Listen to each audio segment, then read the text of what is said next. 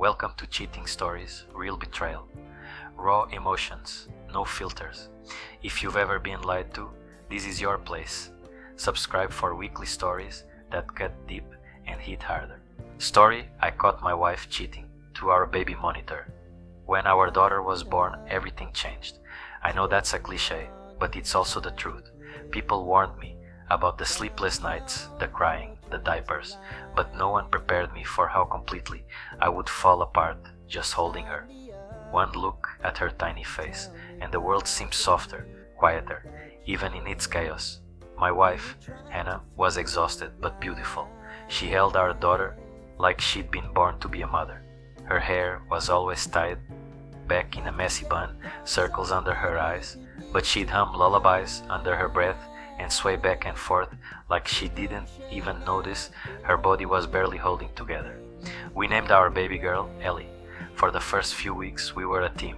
I took night shifts when I could, bottle fed her so Hannah could rest, and spent hours learning how to swaddle like a pro. I'd read every article I could on new dads, parenting forums, tips for surviving the fourth trimester. One of the best investments we made was a baby monitor with built-in video and audio. It had two-way sound, night vision, and motion detection. It was my idea. I was paranoid about SIDS, and I wanted to be able to see Ellie even when I wasn't in the room. I didn't know that baby monitor would one day show me something that would tear my world apart. At the time, it just made me feel safer. I'd check in on her during lunch at work, or when I was stuck in traffic. Sometimes I'd catch Hannah rocking Ellie, whispering sweet nothings. Sometimes they were both asleep, breathing in sync. It made everything feel right. But as the weeks turned into months, something shifted. Hannah became distant, not in an obvious, cruel way, just different. She stopped reaching for my hand when we sat on the couch, stopped texting me little updates during the day. Her smiles were more forced, her eyes always tired, and then she started saying the same thing every morning, like clockwork. "Go to work, babe. We'll be fine here." At first I appreciated it. It felt like she was encouraging me to keep providing, to trust her with our baby. But after a while, it started to feel like she was pushing me out, and I didn't know why. The first time I noticed something odd, it was barely a blip. I came home from work a bit earlier than usual.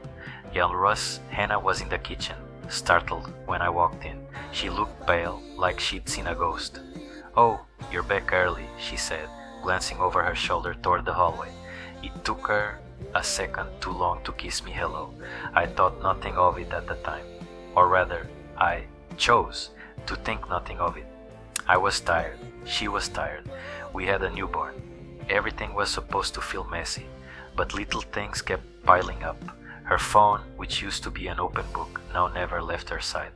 She took it into the bathroom, kept it under her pillow at night, flipped the screen over when I walked past.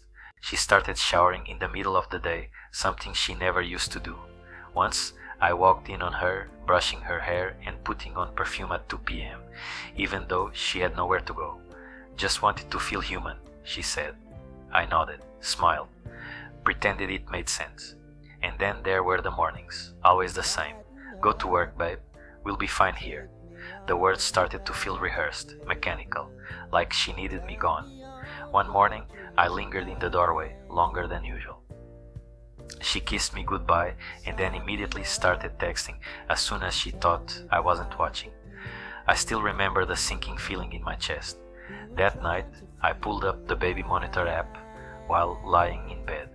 Ellie was asleep, but I noticed the camera angle had changed slightly. It was now pointing more toward the door than the crib. Strange. I adjusted it remotely. The next day, it was back to the same weird angle. I didn't say anything. I didn't want to believe what my gut was whispering.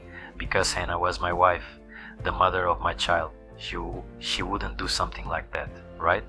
It was a Thursday. Nothing unusual at first. I had just stepped out for lunch, sitting in my car in the office parking lot, scrolling through emails and trying to decide whether to grab tacos or a sandwich. Out of habit, I opened the baby monitor app. Ellie's nap schedule was predictable by now. She usually slept from noon to around 2 p.m. The live feed loaded slowly. The familiar grainy night vision view of our nursery came into focus, but something was wrong. The camera had been moved again, this time clearly angled toward the door, and the door was open. In the background, I heard faint voices. Not Ellie, not Hannah, a man's voice. I turned the volume all the way up. My heart pounded so loudly I could barely hear, but there it was. Laughter, male laughter. Then Hannah's voice, hushed, playful, flirty. I froze. They entered the nursery briefly. Just silhouettes. A man, shirtless, Hannah in her robe. They didn't notice the camera in the far corner, clearly thought it had been turned. She giggled. He pulled her close. They kissed, right there in the doorway of our baby's room. I dropped my phone. People always say time slows down in moments like that. They're right. Every second felt like a punch to the gut. My chest was tight, my palms sweating, my vision tunneled. I picked the phone back up and hit record screen. I don't know how long I watched, maybe a minute, maybe 5.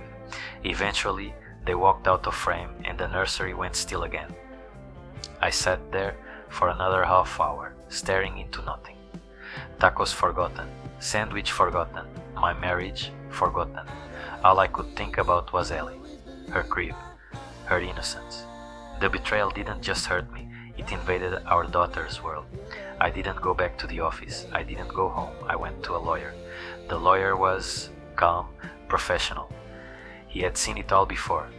When I showed him the recording, he didn't flinch. He just asked, "Do you want to fight for full custody?"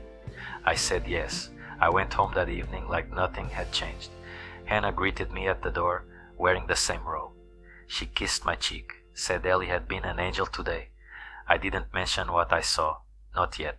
That weekend, I installed a second hidden camera in the living room. I needed more evidence, needed a pattern, needed to be sure the court would see what I already knew. And sure enough, within 3 days, he came back. Same man, same robe, same laughter. This time, they used the couch. I filed for divorce the next morning. When I finally confronted her, she denied it at first, cried, accused me of spying, said I didn't trust her, said motherhood was hard and she was allowed to need comfort. I didn't raise my voice, I didn't insult her. I just said, "You brought him into our daughter's nursery." That shut her up. She didn't try to keep Ellie. She knew she wouldn't win. The lawyer made sure of it. I had proof, dates, footage, witnesses who had seen the man come and go. I moved out 2 weeks later, took Ellie with me, found a small apartment, started over. It wasn't easy. The nights were long. Ellie missed her mother, even if she didn't understand why. I told her stories, sang to her, held her tight every time she cried, and slowly we healed. I don't know what happened to Hannah after that. Last I heard, she moved back in with her sister. Sometimes I wonder if she regrets it, if she realizes what she lost, but I don't dwell on it. Because Ellie is safe, and I'm not the man I was before. I'm stronger, wiser, a father first, always. And if you're reading this because you feel something is off in your relationship, listen to that voice. Check the monitor. Sometimes the truth lives in the quietest corners of your home.